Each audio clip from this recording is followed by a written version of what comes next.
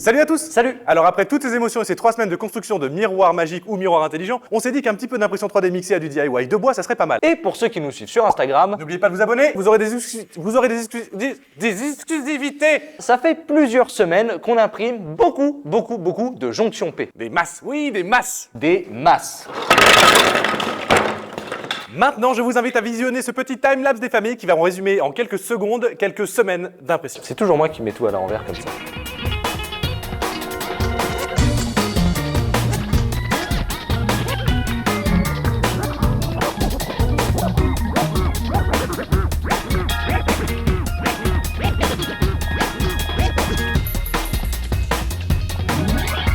Bon, maintenant que vous avez vu ces beaux timelapses, qu'est-ce qui se passe en premier lieu? C'est cette impression-là qui va prendre jusqu'à 7 heures, c'est très long. Elle est imprimée en 0,2 mm d'épaisseur et la matière est de l'ABS, c'est-à-dire un plastique plus résistant issu de la pétrochimie. À l'intérieur, on a des supports pour pouvoir faire des ponts très propres, mais ça prend beaucoup de temps. Par contre, on a une pièce qui est parfaite et je pense qu'on peut commencer à la démonter dès maintenant pour voir ce que ça donne. Est-ce qu'on va réussir à les retirer facilement? Hop là, impeccable. Ah, un peu plus de difficulté à retirer cela. Ah, voilà. Je me suis tué les doigts, mais ça passe. On a en dessous un raft, ici. Quand ça refroidit, on va avoir tendance à avoir la pièce qui va remonter comme ça. Ça, c'est un peu satisfaisant. Ok, donc la pièce là, elle est impeccable, mais elle prend beaucoup de temps, Baptiste l'a dit, 7 heures, et elle prend aussi beaucoup de filaments, puisque là, en définitive, tous les supports, c'est du plastique perdu, à moins de le recycler, mais on n'a pas de quoi le faire.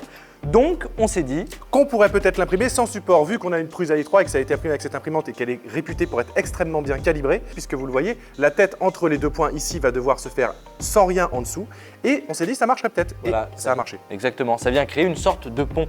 Et alors pour créer ça, il faut un ventilateur spécial qui vient faire durcir, refroidir le fil en l'air pendant qu'il est tiré par la buse d'extrusion. Grâce à ça, on gagne du filament, oui. Ça marche et on imprime en 4 heures avec la même qualité d'impression strictement. On a un tout petit défaut quand même, on remarquera que là, c'est un tout petit peu… Parfois un petit peu plus courbé, mais ça devrait poser absolument aucun problème. Par contre, il est important de préciser qu'on imprime toujours le raft. Oui, le raft, il est vraiment obligatoire parce que l'ABS, comme Baptiste l'a dit, ça a tendance à se rétracter quand ça refroidit et du coup, la pièce se décolle du plateau. Et se tord. Alors que là, on a une surface qui est beaucoup plus grande, donc on a plus d'accroche et on évite ce problème-là. Allez, on retire ce raft. Vas-y. Alors là, c'est comme un scratch. C'est pas très joli en dessous. Oui, parce qu'on n'a pas de support, parce qu'évidemment, la pièce, elle s'imprime comme ça. Donc vous l'imaginez, le creux se retrouve en l'air. Donc évidemment, il y a une partie des filaments qui sont imprimés dans le vide. Et ensuite, maintenant qu'on a la buse de 0,8 mm sur la D6, on s'est dit qu'on allait peut-être imprimer ces pièces de manière beaucoup plus rapide. C'est-à-dire que celle-là a été imprimée en 1 heure au lieu de 4. Donc autant dire qu'on est gagnant. Par contre, c'est du plastique PLA imprimé avec une buse de 0,8 mm. Alors est-ce que du PLA avec une buse de 0,8 mm est aussi résistant que de l'ABS avec une buse de 0,4 mm? On va tester tout ça. Dernière petite chose, la buse en 0,8, elle a tendance à faire des boudins, parce que c'est beaucoup de dépôts de filaments. Et il faut paramétrer beaucoup plus l'imprimante. Ici, vous avez 2 pièces et ça nous a permis d'affiner un peu nos réglages. Je vous laisse voir ça en gros plan, vous allez voir qu'il y en a une qui est quand même beaucoup plus moche que l'autre.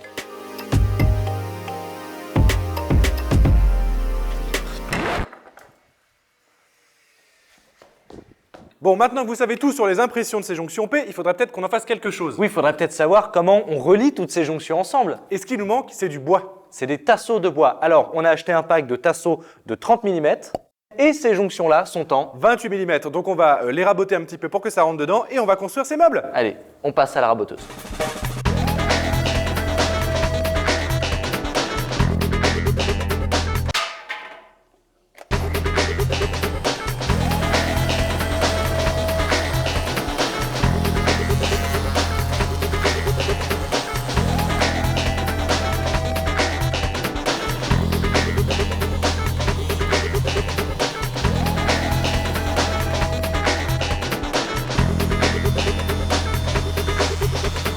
Alors évidemment, on ne va pas juste se mettre à découper les tasseaux comme ça, n'importe quelle longueur. Il va falloir qu'on définisse le nombre de pieds dont on va avoir besoin, le nombre d'étages. Et pour tout ça, rien de mieux qu'un petit dessin. Déjà, il faut au moins qu'on ait 2 étages. Parce non. Que, ah si on n'en fait qu'un et qu'on met un pivot, une jonction P là, ça va faire comme ça. Hein. Ah bah oui. Donc on en met une au milieu et une en bas. Ah, tu l'as fait dans l'autre sens. Ah bah ouais, là les gens ils voient dans ce sens-là. Ce qui ne nous empêche pas d'ailleurs d'en faire une en haut. Ça nous ferait donc 3 étages. Exactement. On s'est décidé sur cet agencement-là pour les jonctions P et pour former l'étagère. Oui, cette étagère d'ailleurs elle va aller dans le bureau juste là et plus précisément à côté du bureau de Jim parce que ça va nous permettre de mettre une extension à son bureau vu qu'on va le faire à la même hauteur sur laquelle on va pouvoir disposer énormément de documents et ça va bien nous aider parce que c'est le bordel. Exactement. Ça a beau faire 6 mois qu'on est dans l'atelier, on a toujours 0 rangement dans le bureau, donc ça va être l'occasion de pouvoir tester tout ça. En tout cas, ce qui est sûr, c'est qu'il va nous falloir 20 jonctions P pour faire tout cet agencement-là. Et je vais l'écrire comme ça, on se le note. Attends, je suis champion du monde d'écriture à l'envers. T'es prêt? Je vais être rapide. Hein. Vas-y. 20. Oui, t'es très malin. Oh bah, c'est réussi. T'es vraiment champion du monde de l'écriture à l'envers. Bah si, c'est bon là. Ça s'appelle un bug mental. Oui, bien sûr. Oui. Non, voilà, c'est parce que je commence une nouvelle discipline qui est le mirror scripting. Ouais, ça c'est bon. Ouais, vas-y, continue, hein, histoire que les gens s'ennuient pas quand même devant la vidéo. Restez, hein, c'est intéressant, je vous jure qu'on fait des chroniques qui sont cool et des vidéos qui sont motivantes, inspirantes. Voilà. 20 jonctions et 10 courtes. Hop là. Voilà. Ok, note sur 20 s'il vous plaît. Et maintenant, je vais vous montrer ce que c'est qu'un vrai mec qui s'écrit à l'envers avec 6 pieds. Ah là, c'est un mot super simple. Hein. Elle est bonne ou pas? T'as oublié le point sur le i. Ok, bon, en tout cas, maintenant que ça c'est calculé, il va falloir aussi qu'on calcule la taille à laquelle on va devoir couper les tasseaux. Et pour ça, on va pouvoir utiliser ce petit exemple pour vous expliquer quelque chose que vous devez prendre en compte lorsque vous allez faire vos découpes. Alors déjà, ça vous permet de voir comment fonctionne la pièce. Voilà, et donc là, il faut imaginer qu'il y a un pied et que là, il y a une planche. Sauf que voilà, évidemment, quand on fera nos découpes, il faudra bien prendre en compte la taille de la jonction P dans le calcul des centimètres. Donc il suffit de découper en retirant la taille de la jonction. C'est parti, on part à la découpe. Donc là, pour les découpes, on est parti sur 56 cm, on en fait une dizaine comme ça, et c'est parti. Et c'est la première fois qu'on va pouvoir utiliser notre magnifique Étau-cal Ryobi, qui donc peut servir aussi de butée. Et je vous montre tout de suite comment ça fonctionne.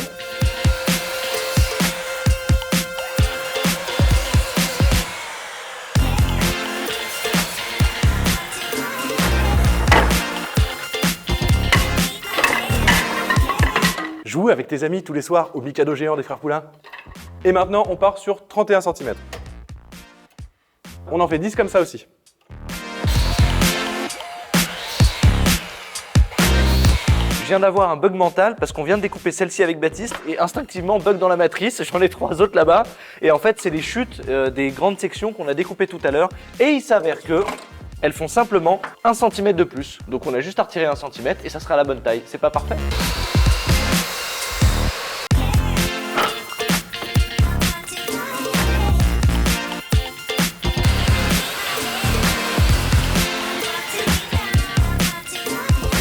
Et maintenant, on coupe les 4 grands pieds qui tiendront la grande étagère attachée à la petite. C'est la découpe finale, ma mène. Ouais.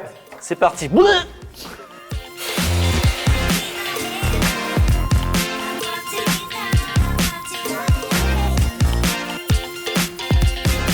Ok, trêve de découpage. On passe à l'assemblage. Ça arrive.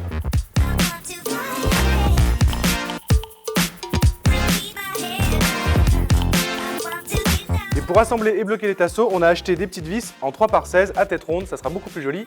Et c'est parti, j'ouvre les paquets et on visse tout ça. Voilà.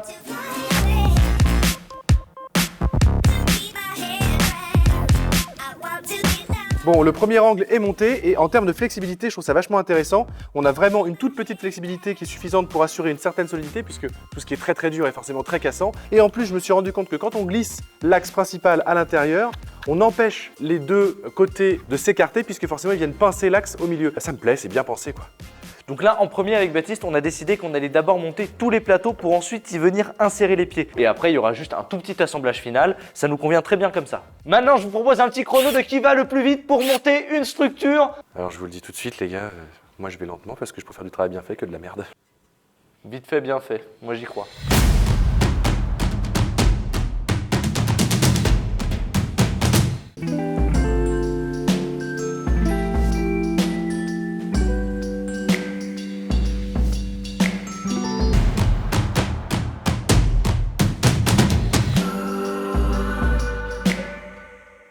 Et voilà. Les deux sont montés. Il y en a une en ABS, une en PLA. Et franchement, pour l'instant, juste en test vulgaire, on voit pas trop la différence. Non. Apparemment, le PLA 08 résiste aussi bien que l'ABS 02. Je pense qu'il y a une vraie question structurelle, c'est-à-dire que déjà c'est une pièce qui est vraiment pensée pour un équilibre des forces, donc forcément que ce soit en PLA ou en ABS, je sais pas s'ils ont une grande importance. C'est pensé d'une Voilà. certaine façon Regarde. avec des angles, des renforts, des machins. Non, c'est totalement vrai. Donc forcément ça rigidifie le tout. Bon, on continue. Il nous reste 3 plateaux à faire. Let's go. C'est parti. Ils sont beaux ces colis, hein. Oui, très sympa.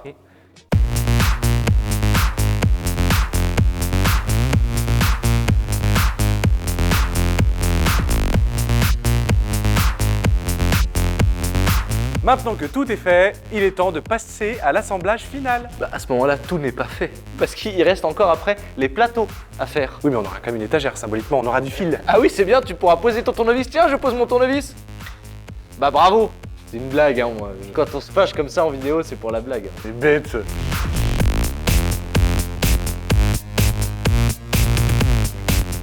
Ça commence à se solidifier. Bon, alors évidemment, on aurait pu faire dans l'autre ordre, c'est-à-dire qu'on aurait déjà pu mettre les jonctions P sur les poteaux et après mettre les tasseaux. Super facile à monter, c'est hyper agréable, hein. Franchement, c'est rassurant de voir qu'il y a de la contrainte parce que ça permet de mettre les pièces en pré-contrainte, c'est le terme. On sent que c'est serré, que c'est bien ajusté, quoi. Est-ce qu'on visse maintenant? Bah non, attends, je suis en train de me rendre compte qu'il faudra peut-être qu'on mette un étage en plus. On peut mettre un ficus, mais à mon avis, je pense que si on avait une petite planche de plus, ça nous aiderait. On s'est dit, bah il nous faut 1m90 Ouais. et on n'a pas du tout calculé l'espace que ça allait nous faire entre les étagères. Bon, en tout cas, on a du bol parce que de toute façon, on a 4 petites jonctions en rab. Bon, par contre, elles sont dorées et bleues, donc bon, ça nous fera des étagères dorées, des étagères bleues et des étagères bleurées. Voilà. C'est bariolé. Bon, alors on la met au milieu là, boum boum, pam pam, ça nous fera une planche là. Oui, mais pour ça, il va falloir découper et simple. Et voilà, impec.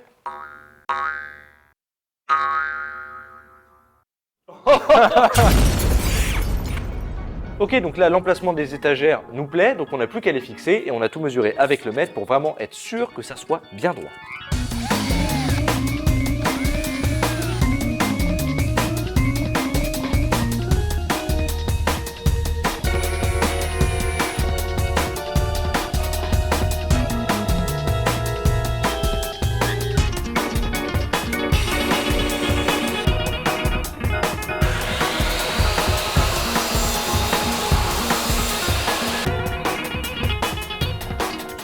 Ah bah nickel. À part la petite voilure du bois, mais... Ouais, alors ça c'est le problème du pain. Alors oui, d'ailleurs on a choisi du pain parce que on a les mêmes teintes que sur les montants qui sont tous pareils.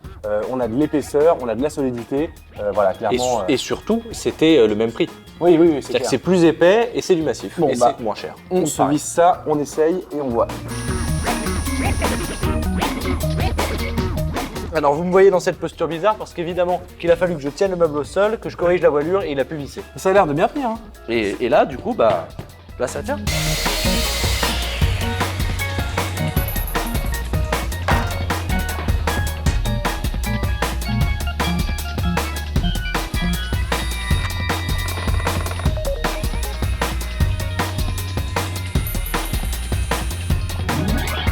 Ok, donc je pense qu'on peut partir sur un premier constat à chaud. C'est de la merde.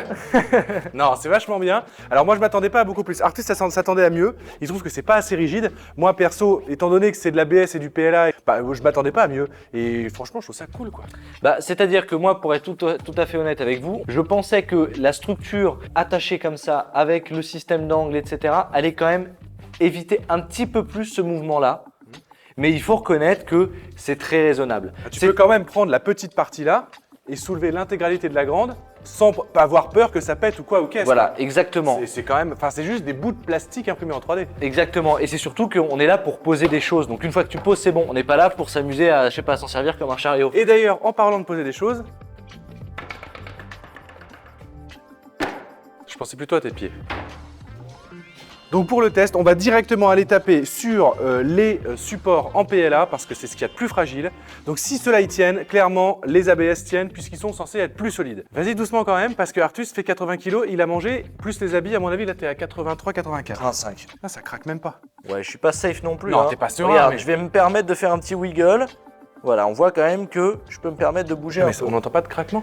Non, t'es pas serein parce que ça bouge, mais par contre, t'es serein sur le Non, fait non, que non, ça non. maintient ton poids. Oui, clairement, là, pour tout vous dire, j'ai posé mes pieds et là-dessus, sur le fait que ça tienne mon poids, j'étais parfaitement en confiance. Donc 80 kg, pas de problème, vous n'aurez jamais à mettre plus de 80 kg sur des étagères comme ça, ou alors vous êtes fabricant de plomb, On le met dans le bureau? on le met dans le bureau. C'est parti.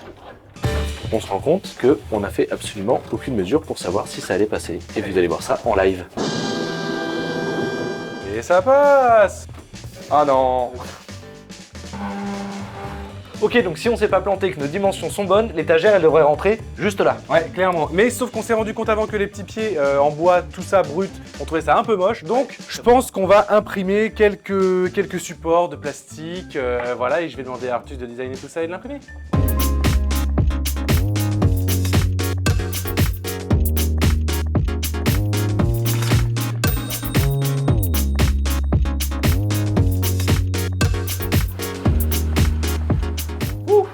Ça rentre? J'ai pas fait d'erreur de calcul. Bon bah c'est pas mal là, on pourrait déjà peut-être prendre l'imprimante et la mettre là. Voilà, c'est bien. Ok, il reste encore 2-3 petits trucs à faire, mais on est super content parce que quand on a pris les mesures, on n'a pas du tout vérifié une deuxième fois si c'était bon. Et ça rentre bien autant en largeur qu'en profondeur. On peut même remarquer que le bureau, il est à peu près à même niveau que l'étage. Donc ça c'est impeccable. Ce qui va nous permettre de mettre l'imprimante, de mettre des dossiers, de mettre plein de choses. On est vraiment ravis, ça tient bien, c'est joli, ça a de la gueule, bref, ça nous correspond. C'est notre première étagère dans notre bureau. Bon, en tout cas, on va l'aménager, on va faire ça tout beau pour que vous ayez des belles images.